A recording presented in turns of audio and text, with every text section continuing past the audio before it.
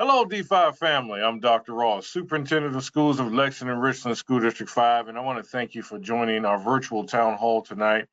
We join as a town, as a community, anytime there are issues that we want to share and communicate with our fellow community members. Tonight, we bring in experts that will help us in our aim to ensure that every child feels loved in our schools and every child has demonstrated academic growth in our schools. As you are aware, on June 3rd, we became aware of a infiltration of our network by foreign actors. And we are all learning in this matter of how do we protect ourselves in the cyber world. We do a lot when it comes to providing protections for our students with our SROs and our security team working each and every day to ensure that our students or staff are safe. But now we live in a world where our threat actors are they're local, they're international, and they come to us by way of the internet. And so anytime a community is in trouble, great communities circle the wagons. And by circling the wagons, we bring in all of our resources to bear. So I want to thank our IT teams for their work, our district office staff, our schools, our community members that solicited support, that offered help during this time. We're disappointed by what happened, but we're ever vigilant. And also, just want to know that when we sent out this information, the last update on August the 15th, we sent out videos, we sent out FAQs of what happened, information, because we want to be transparent and open about what happened. Over 20,000 people received this information. News outlets received the information of what happened to School District 5. I did receive about 4 calls from community members for some updates and responded back to them. But we want to expand that. So tonight we have an expert. Jack Jupin. You've seen him on TV. He's been on radio. He's a frequent contributor to Newsmax and Fox News. 23-year career in the FBI. He's been in 27 countries doing the work as the FBI Joint Terrorism Task Force, the FBI SWAT team. He was the breacher for many years, going first to the door.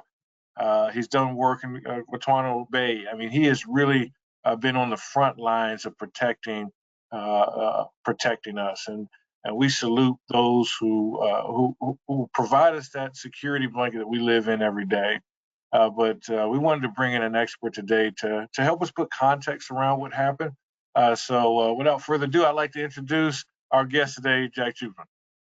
Thank you, Dr. Ross. I appreciate it. I appreciate everybody who I've been working with, and your team, Dr. Ross, have been exceptional, outstanding people. And I just want to add on to what you just said. Being fully transparent is the #1 thing I believe you need to do, especially in the cyber world, because a lot of people don't understand what happens, how does it happen, how did they get into the school system, things such as that.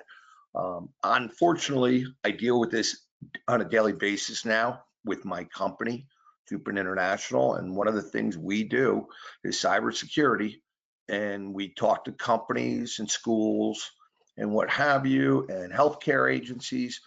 And unfortunately, this is all too common. You can see the stats. The one thing about the stats, the problem is they keep rising every year.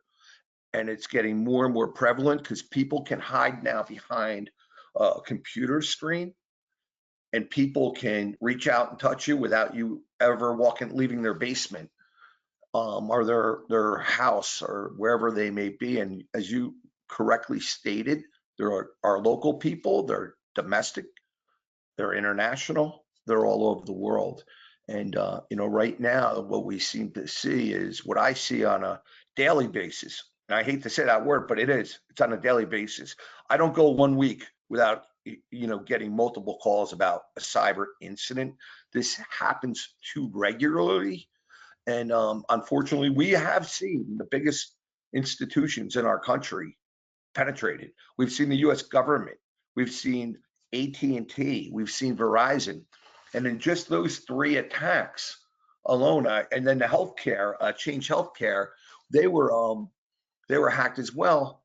you're probably looking at a number close to 70% of Americans have already had their information compromised. So it's that kind of thing that we're trying to work on, and we're trying to help you prevent future actions. And I think what you're doing and the actions you have already taken in the course of this investigation are correct. And I know you're working with the law enforcement on this. The FBI is involved in a case like this, although I don't have direct knowledge of the investigation or how it's progressing. I can assure you, Dr. Ross, you and I have spoken about this, that you have a fine team down in South Carolina to handle this matter. Well, we thank you for that. And, one of the things you mentioned, I'd just like to piggyback on is, like tax information and things of that nature. We're getting a lot of, I've received about 18 questions about tax information that have come in. And, we're continuing our investigation of impact, but there's just so much of this happening that, pinning it down to a singular issue, the timelines don't necessarily work with tax returns in our incident. But out of abundance of caution, we don't assume anything until we know. So our investigation is ongoing. As a result, we've asked that community members on August 15th just submit questions. If you have not had your question in, you can email us additional questions that we can address.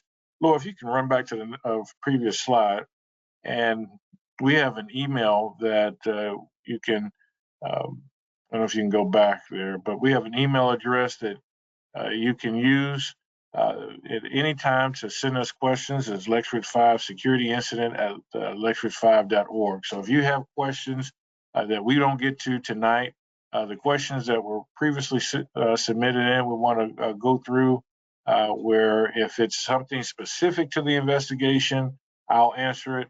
But then if it's something more global, I'm going to ask Mr. Jupin to jump in and handle those. So Laura, we're going to turn it over to you to present us the community questions.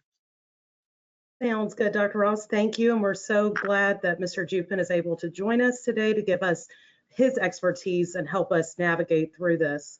The first question is, what actions are being taken to prevent this from happening in the future? And I think you heard from Mr. Jupin. We have a lot of people working with us to prevent this from happening in the future. But you heard some of the companies that he's mentioned. These are big organizations.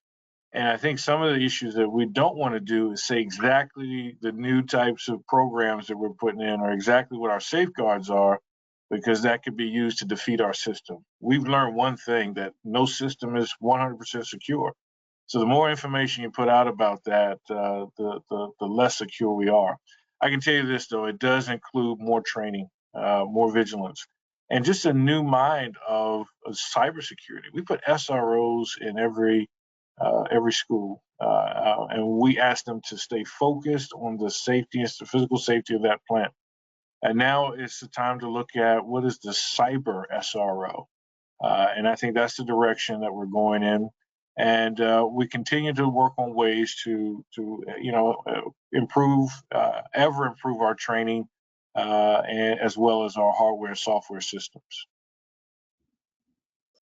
Okay.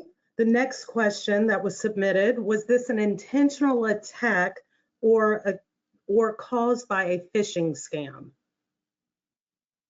What we see is that this was not something where it was targeted to Lexbridge 5, but a phishing scam. We have safeguards for our students. Our students have Chromebooks, so they're not able to download anything. We filter emails so that students don't receive outside emails unless they've been heavily vetted. So really, in some of these matters, it's just an email that may have come to staff that clicked on a phishing piece that has really started this incident rolling. But Mr. Jupin, if you want to speak to kind of what you're seeing in the field about this. Well, Dr. Ross, you just nailed it. It is a phishing incident. And I can tell you this, we are so aware of this happening. Even as an FBI agent, 4 times a year, I had to take cybersecurity training to avoid this. And they would occasionally test us and send us a fake. It was a phishing incident, but it was fake. It was coming from the FBI to see who would click on it. People are too quick sometimes to just click. And once you open one, it takes one person to open that door and your whole system is exposed. So this is truly a collaborative type of issue where, you know, as you said, the students don't have access, but all the teachers, administrators, they've all got to be on the same page of be careful what you open. If it looks suspicious, do not open it. And then you start working with your IT people, right? And you show it to them. And I mean, to this day, if I even have a question, I defer to my IT specialist as well, going, hey, this is what I think it is, but can you confirm it? And usually between the two of us, we can figure it out pretty quickly. But when in doubt, don't click. All right, next question. How did the attacker gain access and obtain the information? You know, I think that speaks to the continuing investigation that we're doing about how, and once we have completed that investigation, then I think we can examine exactly how the network was accessed.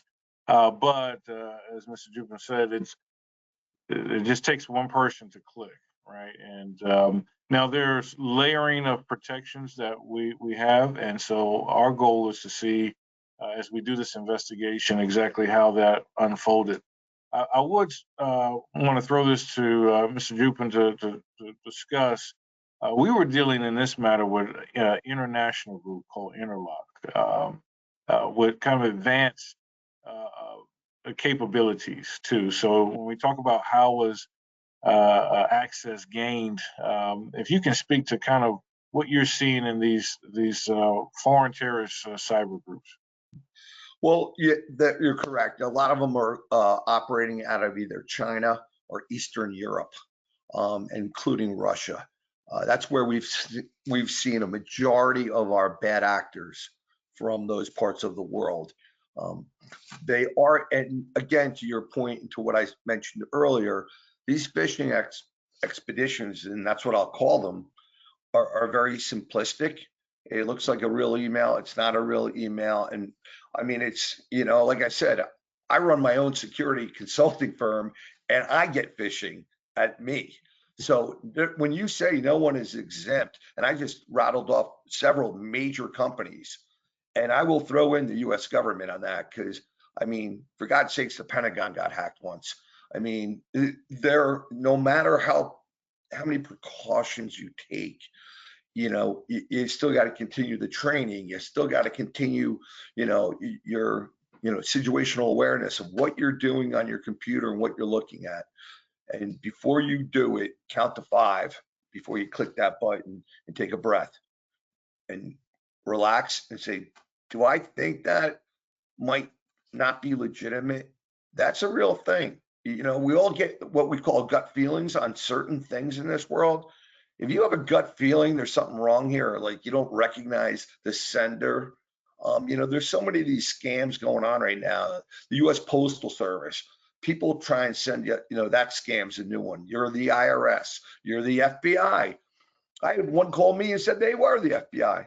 I said, what office are you calling me from? But like legitimately, no one, and that's why I use myself as an example, is immune from this. The federal government is not immune, and the other folks I had mentioned. But again, phishing is, and look, this is all about money, right? This isn't about knowing what Bobby or Susie's GPA is or what their bus route is. You guys did, I believe, everything correctly on this. You know, it's all about ransom. Then move on to another target, right? That's what they do. They want to monetize this. They really don't care of the person's information. They probably never even really looked at it. They obtained it. They threatened an individual or a company with, we're going to publish this publicly, or you pay us X amount of dollars. These bad actors know that there's insurance out there, and that's usually who pays it. And unfortunately, too many companies and institutions pay that ransom. Okay, next question. How long did it take before you were able to detect the cyber attack? And so once the system was down, that was on June 3rd, we knew pretty immediately that we did not have access to the network. I think around 6:40 that a.m. that morning, we lost access to it. Our immediate actions at that point, we have a cyber protocol, a cybersecurity protocol, just like if someone was to break in one of our buildings, and that's to call law enforcement. And we called our local law enforcement, we called the SLED, and began the investigation at that point. Okay. Next question, and I believe Mr. Jupin already kind of talked about this a little bit. What was the attacker's motivation? Do you want me to answer that question? Yes, Because sir. it's a very simple question, and that it's a very good question. It's all about money. And I don't mean this to not sound like personal, but they don't really care whose information they got. They're most times, I cannot say this with absolute 100% confidence, but most times they're not even looking at your information. They'll print it if you don't pay the ransom and then move on to the next target. And that's why I say you see this daily. They're not even gonna waste their time trying to, go through all the information of what they have actually obtained. They take it, they've got it, they know they've got you, your system is down, and until you pay a ransom, it's not coming back up, or they're gonna print and publicize your individual's information. But I would say 99 times out of 100, they don't even look at it. They really don't. It's just they want you to pay that ransom because they know you have insurance, and it's all tied together. It's not a single thing. It's all tied together. They are very well aware that you guys have insurance for this exact matter, and they're aware of every other company that has it too. It's not hard to find, and God knows with ChatGPT out there, everybody can find everything out very quickly. Jack, before we go on to the next question, Laura, that brings a follow-up to that. We were ransomed for money, which speaks to the motivation. We decided not to pay the ransom, but I've had folks reach out to me and said, you should have paid the ransom to protect yourself. Jack, from your experience in the field, what's your advice? My advice is do not pay the ransom because of everything I just had mentioned previously, that although you think, oh my God, somebody got my, my telephone number or my GPA, although you think that, nobody really cares who it is. This attack is going after your district. It's none of you personally. They don't care about you personally. They just know District 5 has insurance for this type of thing. And then you made the right decision, I believe, and I tell this to all my clients, of not paying that. And, sometimes they listen, sometimes they don't, but I feel that as long as people continue to pay it, it's going to perpetuate the problem. And once they find out, and here's another piece of advice I give people, you pay it once, I'll wait another 6 months, I'll do it again to you. Because now they know, oh, they paid the first time, maybe they'll pay the second time, the third time, the fourth time. And they catch on really quickly on how to do this. And that's a good point. There's other gangs out there. You Yep. pay one gang and there could be another gang that comes up. They all learn from each other. They all learn from each other. All right, we'll move on to the next question. How long will the district secure employees and students' information? Will it be for the rest of our life or just while we're working for the school district? So the initial coverage, I think the policy requires that we do that 12 months of monitoring. That's per the state law. But understand that this is continuation. We're doing the employees out of an abundance of caution. Right. So if we do find throughout the investigation that any material information that's subject to state law has been compromised, then that would extend. But the 12 months is really that we can, we know the investigation takes time. And so we didn't want to wait to the end to do that. but the state requires 12 months. Okay. Next question. Are spouses affected by the security breach? Human Resources has spousal information for insurance purposes and beneficiary information. Should people be concerned that Social Security number, that your husband or your wife's Social Security number was taken as well? Right, and I would say this: the requirement of the district or any entity that goes through this is to notify you if there's any of your information breached. And I know, and the question is, how do we get a sense of security?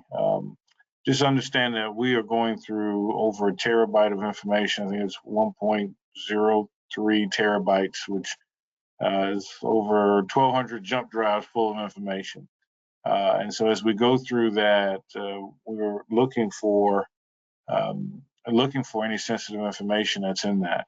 And so we will put out notifications, and we'll do it in phases as we find things. So we're not waiting to the end of that, what's called data mining. As soon as information is found, we send out notifications. So you will receive a notification from us if that information or any information that was linked to our incident. And I think it's important to go to our FAQs that we put out. We constantly update those on ways that you can protect yourself tonight. And so if there's items out there that you have concerns about before the notifications are received, please go to our website, look at our data security incident website, look at those FAQs, those resources that are available for you. And as you're talking about that, Dr. Ross, just to let people know, like you said, go to our homepage, lexridge5.org, and you'll see the tabs at the top. You click under resources, click on resources, and then there is a tab that says data security incident information. Click on that and you'll find everything that Dr. Ross just talked about in that page. So it's real easy to find. All right, we'll go to the next question. Who is bearing the cost of the free credit monitoring and identity protection being offered, and which companies will be providing those services? I know nothing is free, right? That's why we have insurance. We as a district, we carry cybersecurity insurance. This is going through our insurance trust that handles that. They'll be issuing the protections, and so don't have the company at this time, but they are the vendor that we're using to push those out. So there's going to be information on those notifications about the companies that are providing those credit monitoring and identity protection services. I would like to say, though, when we say, well, will this have an impact on my taxes? Our premiums for our cyber insurance was $100,000 a year. That was our annual premium, or our copay. I'm sorry, our annual copay for incidences like this. It was a copay was going to be $100,000. Before this incident, we had our cyber security network tested. It was called a stress test by the insurance trust. They used law enforcement to stress test our systems, and we graded in such a high manner that they reduced our copay for this incident from $100,000 to $25,000. And even still, you can be compromised. So it just goes to show that School District 5 is in a continual fight to protect itself. And so we wanted to have this forum tonight so that you can learn, as we try to protect ourselves, how you can protect yourself. All right, we'll go to the next question. Was banking information stolen, like account numbers? If yes, should we then ask the bank to close our current account and then open a new one? Yeah, we're still going through that data mining to see exactly, what is out there. But I will tell you this: we will send out notifications of what we we can confirm is that former students that were with our district, their information and social security numbers were out there. We did see that. We are sending those notifications out. So you will be notified of any we call PII has been linked to this incident. So we have that obligation. Those will be notified directly to you. And so there is a database that we use. I know, someone says, well, Dr. Ross, those students were here, 15 years ago. Those addresses may have changed. Well, we use a change of address database to help notify people. But Jack, if there's anything you want to speak to, like what kind of data they're looking for, I just want to give you that opportunity.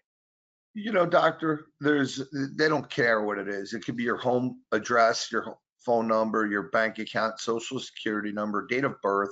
It could be any of those. But what I would tell all the viewers and people that have concerns, and again, I say this to any audience that'll listen to me, and I found it. I found, actually a very good friend of mine had his information stolen. And he said, what are you going to do about this? I go, the first thing you're going to do is you're going to call all 3 credit bureaus immediately. Tell them that you feel there's a possibility my credit has been breached. And if anyone attempts to open a new account, take a loan or something like that, it's going to be scrutinized at a very high significant level. So that's something that anybody can do. And that's the advice I actually gave my friend. And then I told him, then you go and fill out the police report. And I gave him a report that I was able to generate because I do have law enforcement sensitive databases.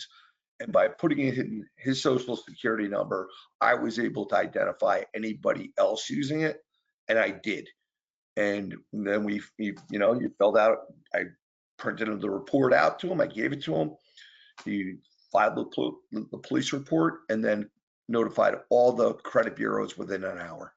So that's what I would say to the audience, that if you even think you have a concern, there's no harm, no foul by calling the credit bureaus. Awesome. All right. And the last question that I have is, hackers are always ahead of security. So how do you prevent that? Jack, I'll give that to you. Well, I wouldn't necessarily say that they're always ahead of security. Dr. Ross just brought a great example. Your system was tested, was stress tested, and it was so up to par that your copay was brought down, $75,000. That's a lot of money. But that goes to the credit. So are there some hackers out there that are better than others? Yes. The answer to that is always gonna be yes. Is there always somebody that's better? Yes. But right now we also have some of the best people in the country that do this and prevent this and help prevent this. So that being said, are they always ahead of security? I wouldn't say that. But there are some very good ones out there that they know what they're doing, and whether they've worked for the government, whether they've been trained in another way through a private company, the answer is really, it's not able to be answered, because how do you prevent that? You prevent that. You hear this saying, don't worry about other people, worry about yourself. Well, this is kind of like that. Like you can't worry about the hackers. You got to worry about yourself. And I believe, Dr. Ross, you have done an outstanding job of leading your team to try and prevent this. You can't worry about it. The next greatest hacker is out there. You got to do what you got to do to protect yourself. And you're doing all that by open transparency, communication, working with law enforcement, data mining. You're doing everything correctly at this point. Laura, are there any other questions?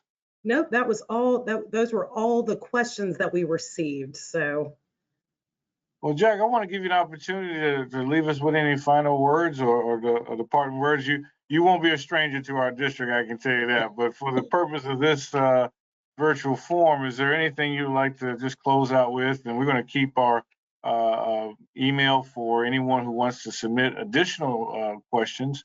But Jack, I'd like to give you the floor. Yeah, I mean, I kind of concluded a little bit in my last statement. If anybody has a doubt, anybody even has a concern, if again, the way I was able to find it for my friend is he gave me a social security number. I put it into my databases. It came up showing other people using that social security number, and I told them how to fix it.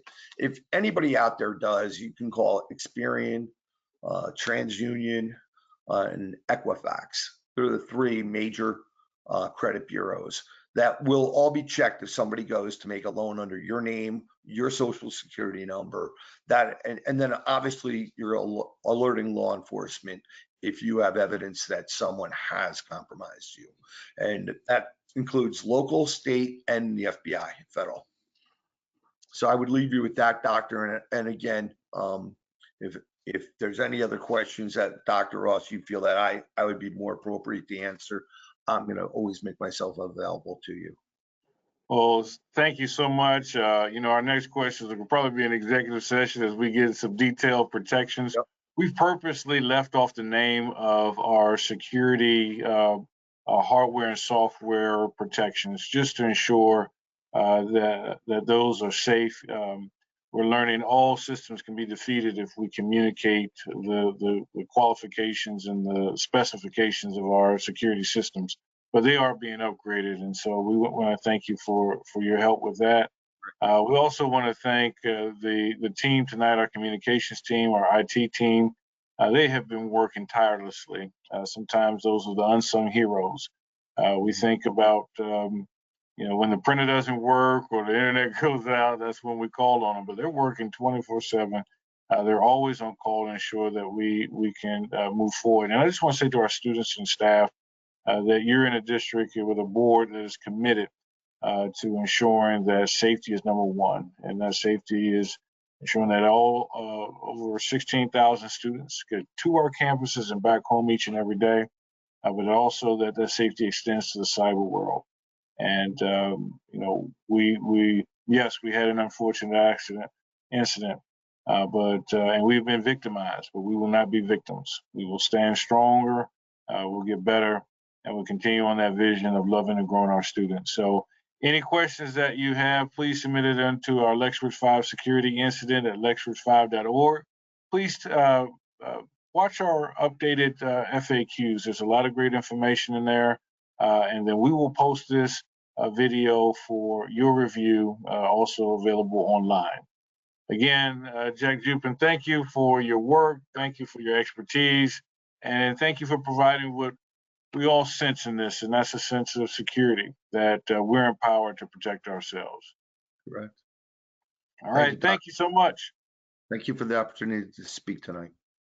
Awesome. Thank you. Thank you, sir.